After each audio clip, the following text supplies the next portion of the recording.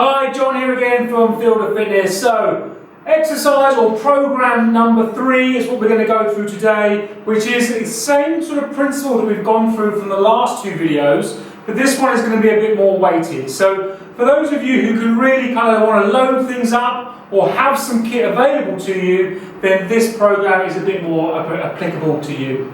Remember though, we must focus on our quality and our control. It's so important we build a good foundation that we can build load onto. If we try and build onto a weak foundation, we are just at a much higher risk of injuring ourselves. So please make sure that again you pitch this program at the right level for you.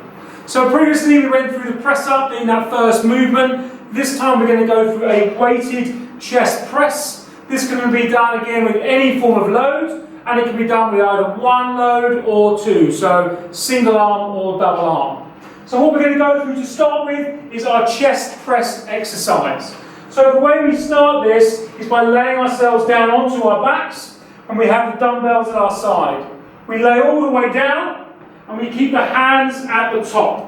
From that position, we drop the shoulder blades down and back. It's important that we allow the shoulders to almost hug the floor. From there, we've got a couple of options. We can come down and bring both at the same time and press away. We can come one at a time, so we come down to one side and press with the one side, a bit more core based on that one. Or we can alternate, so we can go down or we can alternate those movements. You can go really slow on that way down as well. So again, you've got lots of variations that you can do with that additional load. Just make sure again that those elbows are relatively tight.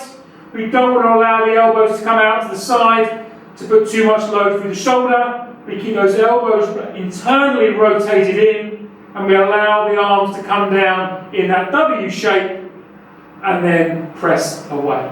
From there, we bring them onto the thighs and we sit ourselves back up. So that's your slight progression of your chest or your push movement using load. Let's move on to the pull exercise or the back exercise. This is what we call a Renegade Row. So fairly advanced, similar to what we did with the press up and the shoulder tap. That was the prerequisite before coming into this exercise here.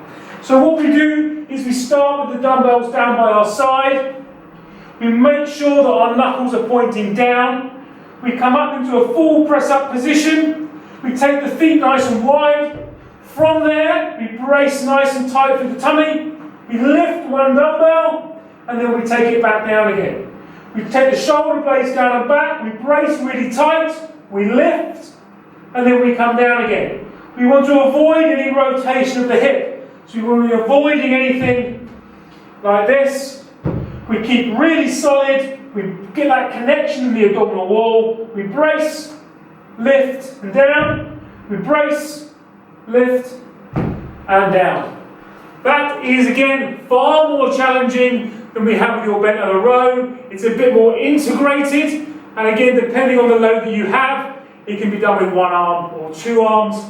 The kind of variety is up to you when it comes to that exercise there. Let's move on to the kind of progressive squat. So last time we went through the pause, and we went through a very slow movement squat as well. This time we're going to go through what we call a split squat. So from there, again we can have load or no load. We hold the dumbbell in this position, 1 foot forward, 1 foot back. We draw the shoulder blades down and back, draw the belly button in, and we commit over the front leg. So we should have about 80% load through the front leg. So as we come down, the weight's through the heel, and we drive back up through the heel. Avoid excessive arching, make sure we maintain good posture, and we commit again through that front leg, and then pushing away. We want to just make sure the knee doesn't come over the toe, so as we're going into that squat or the split squat position, that knee rotates in. So again, good habits, get those fundamentals really nailed. Let's go into what we call the RDL now. So this is a Romanian deadlift. So it focuses much more on the back of those hamstrings. From that position, we can have the dumbbell facing in this position here or here, whichever suits you, which is more comfortable. Depends also on the length of your hamstrings as well. We keep the feet fairly square, hip width apart, shoulder blades down and back. Slide the hands down until the dumbbell touches the floor or within your range of movement or motion, and then we come back up again. Notice I'm not going down into a bended knee position.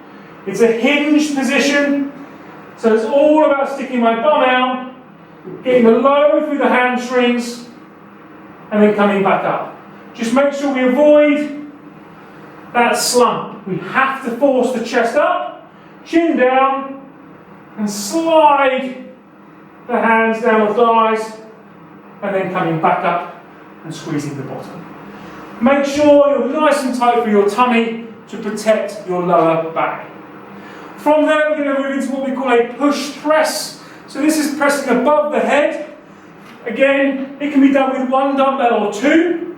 We start with the dumbbell in this position here. So we start with a position where the dumbbell sits just in front of the shoulder. From there, one hand comes out to the side. We call it a push press. It's a very soft bend of the knee. Punch above the head, bring it down to your shoulder, and then reset. Soft bend, punch, and then slowly back down. What we're not doing is a squat press. We're not in this position.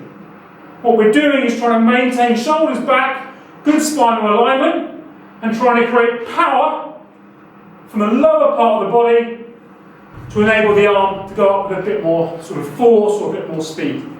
Again, avoid any excessive arching of the lower back. Make sure your abs are nice and tight, and you keep that real strict overhead position. Let's move into the core-based exercises. So we're going to start with what was similar to what we did last time, which is our single leg drop. We're going to integrate this with our arms this time. So we're going to go into what we call a dead bug. So a dead bug exercise is where our arms are straight up in line with our chest, shoulder blades down and back, and we extend the opposite arm to the opposite leg. So we go one arm behind us, which is the opposite to the leg. We come back up to the neutral position, and again lengthen, and then come back up again. So make sure you drop each time, maintaining a good neutral spine. We allow the thumbs to try and drop to the floor, so the thumb behind me, and again come back up. To progress that, you can move into the double leg, but just be aware that is very tough on the lower back and it has to be done absolutely right. So if you can't maintain that initial pressure we spoke about with your spine and your fingertips, then again that exercise for you is too much. Stick with the dead bug, nice and simple, before you go into the double leg movement. Let's move into a Russian twist now. So this is a progression from our side plank. We're going to keep ourselves really tall and upright. We're going to draw the belly button nice and tight. We're going to have a weight out in front of us. What's really important here is maintaining spinal alignment. What we don't want to be doing is this position here. We have to maintain upright. We have to draw the belly button in, and we slowly rotate, drawing in, come back to the neutral position, slowly rotate, come back to that neutral position. We don't have to go all the way. Your body is not designed to go all the way to the floor.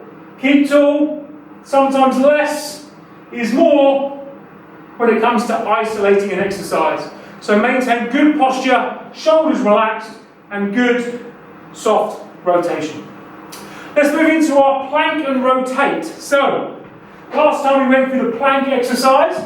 This time we're going to go through the same drill, but we're going to incorporate a rotation and in a press-up position. So we start in that full press-up position again, shoulders nice and relaxed, belly button towards the spine. We rotate the feet, and we open up into this position. We draw the belly button in really tight, we hold for 3 to 5 seconds, we bring it down, we reset the shoulders, we open up, and bring it down again. Again, making sure we rotate the feet before we rotate the arms. Gently back down, make sure the elbows stay soft. We don't want to hyperextend our elbow joints by locking our elbows into place. Make sure we always keep our joints nice and soft and never locked out or hyperextended. The last final one we have is what we call a YTA. YTA is an exercise, again, great for focusing on muscles in your upper back and your posture. So, we start with the hands out in front in a Y position. So we kind of palms are open, thumbs are in the air, chin is down. We go into a Y, to a T, to an A. From that position again, out in front to a Y, to a T, to an A. Into the front, extend, Y, T, A. So hopefully that will give you a few little drills on how to progress those basic movements that we went through on week number 1. So again, as a little recap, it can be done with 1 dumbbell, 2 dumbbells, a kettlebell, some beans, some water. Use your imagination and make sure you pick the right exercises for you.